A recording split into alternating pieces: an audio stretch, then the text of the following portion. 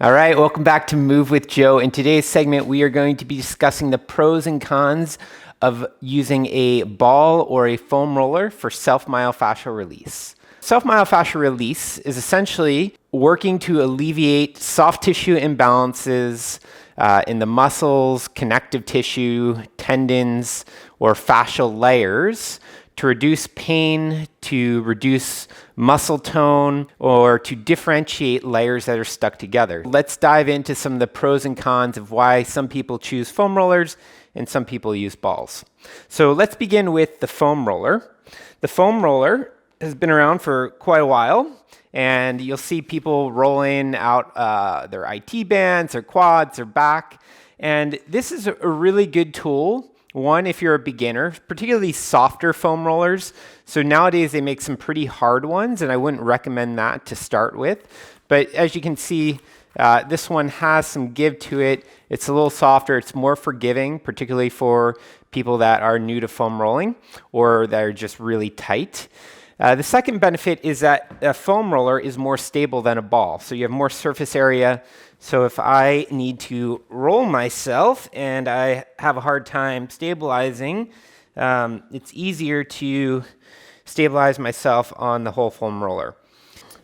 Particularly on the back, it's much easier to stabilize. So, and you can use your hands for support when you're rolling out your back.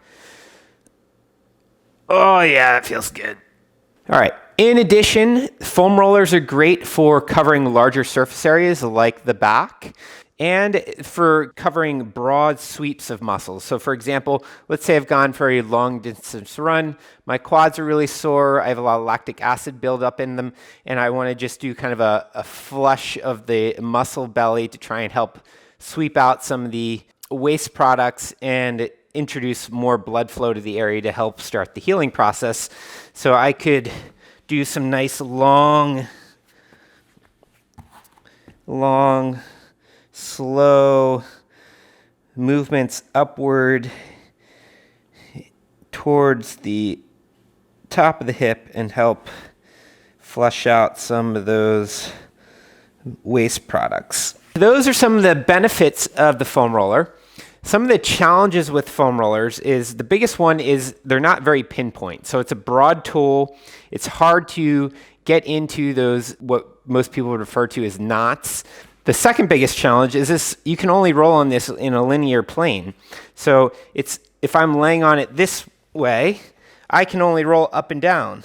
It's pretty hard to go side to side. Whereas with a ball, you have more three-dimensional ability to move. So we have not as much pressure pinpoint, can only roll linearly. These are also more difficult to travel with. Obviously, I'm probably not going to be taking this on a plane, whereas with some of these inflatable balls, I could deflate this, put it in my suitcase, and travel fairly easily with it. All right, so let's move on to the balls. So Yamana balls are the ones I use. These are inflatable balls, which start off with the first benefit. You can change the pressure of the ball. So if I, again, went for a long run, my quads are sore, and this is too much pressure with the current level of inflation, I can always swap it out, take the needle, take some air out, and have it a little bit softer. Now, these come in a variety of sizes. For example, when I'm rolling my quads, I tend to use a larger ball to hook more of the whole belly of the muscle, whereas when I'm trying to get more pinpoint or into a area that I need deeper pressure, I can use a smaller ball. So let's say I want to target the top of the hip where 3 hip flexors attach. You have your rectus femoris, your sartorius, and your IT band that comes into the tensor fasciatus. So this is a great area to work on. If I want to be more pinpoint on that area, I could use a ball, find the top bony prominence of the hip, come in here, and just begin to target that area. 1, I can get more pinpoint pressure in. 2, I can roll in a variety of kind of more three-dimensionally. So here I can roll along the length of the tendon. I can go cross fiber. I can even do some circular motion.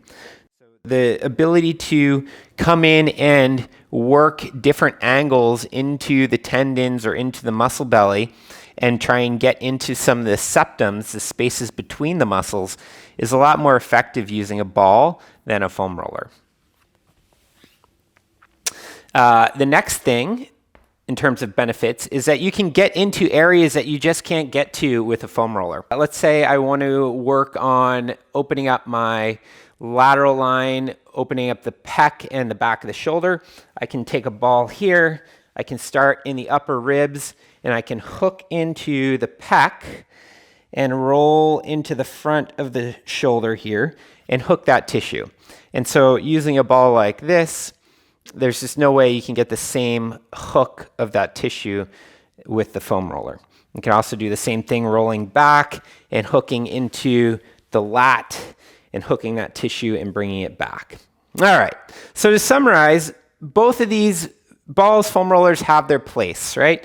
So there's certain things that I like to do on the foam roller that are not as easy to do on the ball. For example, T-spine extension. If I am been bent over working on people during the day, doing manual therapy, I can come home in the evening and just work on creating some extension through my upper spine, slowly inhaling and then exhaling down, supporting my head, and just working one vertebra at a time down, opening up the chest. So that's one thing that I use for the foam roller. Another idea would be laying on it lengthwise. You could even roll a little side to side and get some of the erectors and the rhomboids in the upper back. I'll also do a pec stretch and kind of open up the front arm lines. Coming out to the side, you can do some nice big sweeps along the floor. You can go to one side, you can go to the other, so you're getting more of the lateral line. So as you can see, there's benefits here with the foam roller that you wouldn't be able to do the same thing with the Yamana balls. One last thing that I wanted to leave with you is that for a lot of these tools, nowadays are making some pretty hard objects to do self-myofascial release on. And more pain is not necessarily more gain. So if you are rolling and it's so tight that you can't let go, if you're having to roll kind of quickly over it and you're gripping, that's usually a sign that you're resisting. So if I have my muscle contracted and I'm trying to release it, it's not going to work very effectively.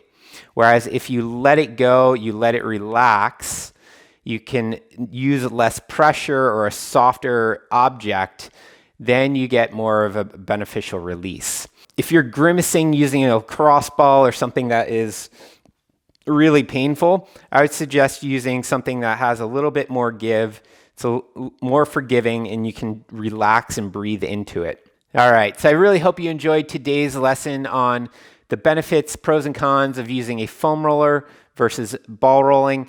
Please leave a comment. Tell me what you use at home, how you've benefited from it.